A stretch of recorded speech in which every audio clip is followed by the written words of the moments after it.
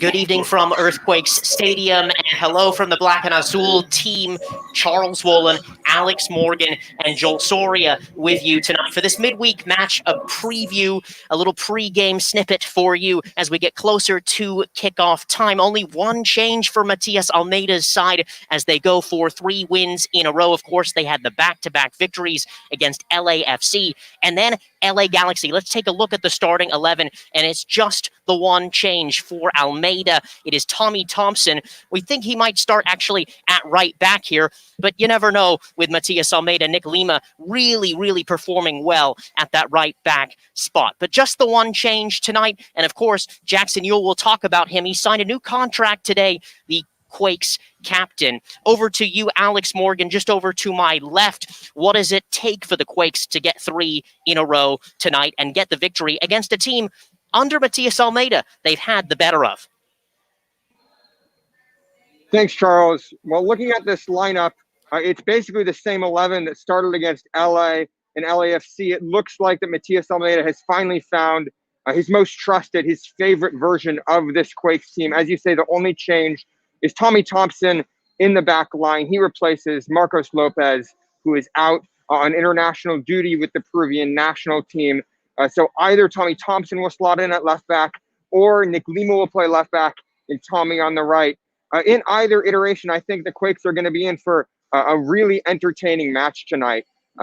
This last weekend, they had a really defensive game against the LA Galaxy, but Vancouver play this Quakes team really aggressively. And that'll make for a wide open game. And so what the Quakes need to do is they need to focus on not allowing goals, because last time when these two teams met in the MLS's back tournament, it was a chaotic match. Vancouver put 3 past them early on. And obviously the Quakes rallied back to a 4-3 victory, but they won't want to put themselves in that same situation tonight.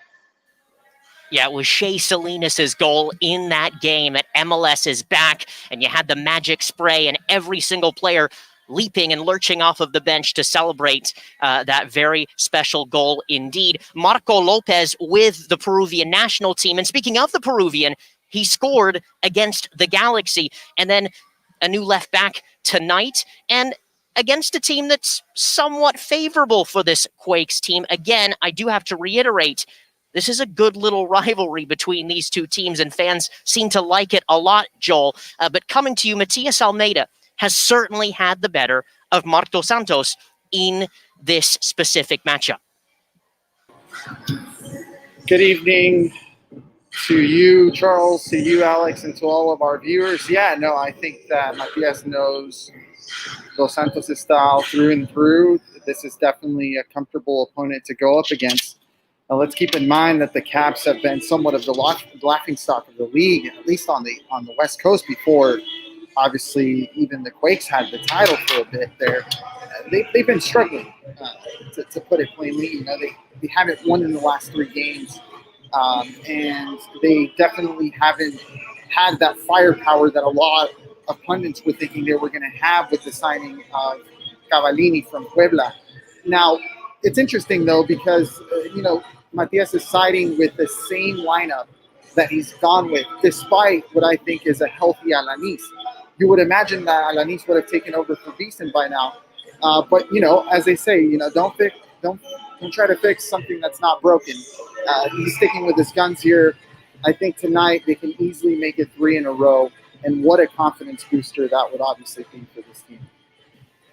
Yeah, if it ain't broke, don't fix it. That's what Alex Morgan said last week before we did the pregame show against LA Galaxy. Let's talk about Jackson Yule, though. He has been such an instrumental piece of this Matias Almeida team in that 8 role. He can defend. He can get forward. He can spray balls left. He can spray balls right. He can open the field for this team. He's somewhat been the revelation under Matias Almeida, almost performs better with him in this side than with the national team. And he's had national team call-ups. And watching him at the national team, he's somewhat got frustrated a little bit in the way that their style plays. He's so much very comfortable under this Matias Almeida system. But this new contract today tying him down. We've talked about him maybe potentially going to Europe. But what does it mean to have this player signed for this Earthquakes team, Alex Morgan? Charles, I think it's a win-win situation. For Jackson, it's obvious that he deserves a raise. His old deal was worth $145,000 a year in base salary, 190 grand in guaranteed compensation, which is paltry compared to what his U.S. men's national team teammates are earning, and even guys like Rios and Fierro in San Jose. So I imagine that this deal is worth multiples, 3 or 4 times that. And then I think for San Jose, it's also important to secure his future because he's been at the heart of their midfield. The midfield wouldn't tick without him. And I think he's also an increasingly important presence in the locker room. He recently assumed the captaincy for a couple of games and really stepped up to that leadership role. And then finally, I think in the big picture, it's important to sign him to a new deal so that they have negotiating leverage if, as you say, Charles, a European club ever comes calling. Because as Almeida himself has said, he sees a future for Jackson in Europe. So they want him on as long a deal as possible so that they can extract maximum value from any potential sale in the future. Joel, what do you make of the young American signing this long-term deal in this Quakes team?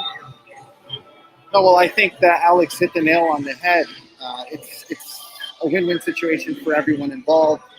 A win situation for Jackson, his agent, win situation for Fiorinelli, for the San Jose Earthquakes. They keep their captain, their 23-year-old midfielder, for another 3-4 years, presumably. That's if he doesn't get poached by a club in Europe. Now, look, how many times prior to Almeida did a San Jose Earthquakes coach talk about his players having the talent, the capabilities, the caliber to go to Europe? I think the Quakes are finally turning a corner here. Almeida has been very vocal about Jackson and even a couple of other of his players having that potential to make the leap over the Atlantic. I think this is something to definitely not undermine. Sure, it's a positive that Jackson has signed a new deal and that the Quakes get to keep their upcoming captain, a U.S. men's national team player now under Greg Berhalter. But let's try to put a little more emphasis on the language that is being spoken here. Again, today in the press release, Matias was quoted saying that he believes Jackson can make a jump to Europe in a very near future, and I think that speaks volumes to what's expected here in San Jose, given that the Quakes have obviously banked on the youth as opposed to big stars. And if you want to become a selling team, this is the path that you have to go on. So I think we're starting to see that now. It's starting to come to fruition. You got to hope for the best, obviously, with Yule. Soccer, as we know, is the life of a soccer player is very sensitive, and one day you can be a superstar, and the next day you could be, on the outside looking in. So, but all in all, I would agree with Alex. Definitely a win-win situation. Quickly from Matias Almeida about Jackson Yule here, and just referencing what Joel had to say. He's a player that was born and raised in this club and is one of the future leaders. I speak with him a lot, and most important trait that he has is he listens. It's up to us to continue to keep empowering him so he continues on his trajectory. He's a national team player. He's a youngster that has the potential to take an important step in Europe after further developing here in San Jose. He has qualities to do so, and he will be carried by his great humbleness and professionalism. That is the gaffer, Matias Almeida, talking about his number 8, his box-to-box, Jackson Yule, and the significance of that. Let's turn to the Vancouver Whitecaps and this matchup, and let's hear from Marc Dos Santos. And I want to talk a little bit about this and what he had to say just pre-game. He says, we have to turn the game hectic because that's the type of game they play, basically referencing the Earthquakes, and we have to make sure that we respond to that. It becomes very physical against them. It becomes a lot of 1v1 situations against them. We want to make sure that in those situations, we're ready to answer these key points. And Alex, he really also basically kind of revealed his own game plan. He says it's going to be hectic, it's going to be chaotic, but we have to go for it in addition to how Matias Almeida's teams play. Yeah, I mean, as I mentioned earlier, when the two teams last met in the MLS's back tournament, it was a ridiculously absurd and wild game. Not just the nature of San Jose's comeback, but also the way the game was played. They had 30 shots, San Jose, and Vancouver played really aggressively.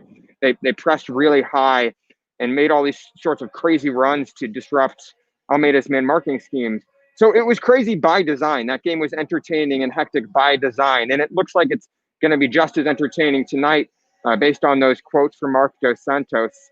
All of which means I think we're going to be in for a fun game. Whereas the LA Galaxy played San Jose really defensively last weekend. It was a close and a cagey game.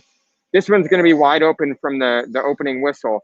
And I actually think that what we could see from Vancouver is that they try to start really aggressively and take the lead like they did last time, but then play more defensively and more conservatively in the second half, because that's obviously something they were lacking when these teams last met, that game management. Let's quickly take a look at the form guide for both teams going into this game. Vancouver's actually lost 3 games in a row. And here's the Quakes, the back-to-back wins. And then, of course, the lopsided losses in a row here.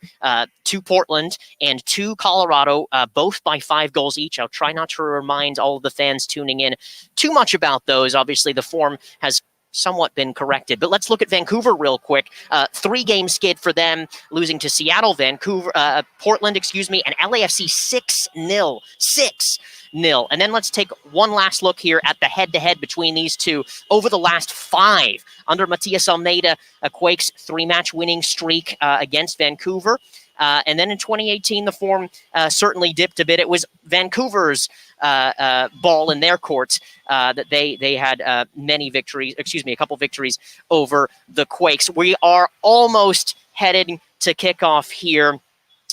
Just want to reiterate, it is Pride Night tonight. Pride is every day. If you see the little widget up in our corner here, Black and Azul, it has a LGBT flag with all colors in there, as well as a little trans flag in the corner, the left piece as well. Prior to this game, the Billy DeFrank Center, LGBT Center in San Jose, they announced the starting 11 here right on the video board just behind us, and they kicked the first goal. So just important reminder that there's marginalized communities out there. Black and Azul tries to bring that forward as part of what we do here. So anyway, enjoy the game wherever you are watching. Alex Morgan, Joel Soria, Jamon Moore is with his family this tonight, and want to thank Aaron Sholl and Jason Sholl for putting this together. We will see you after the match. Enjoy the game. Take care.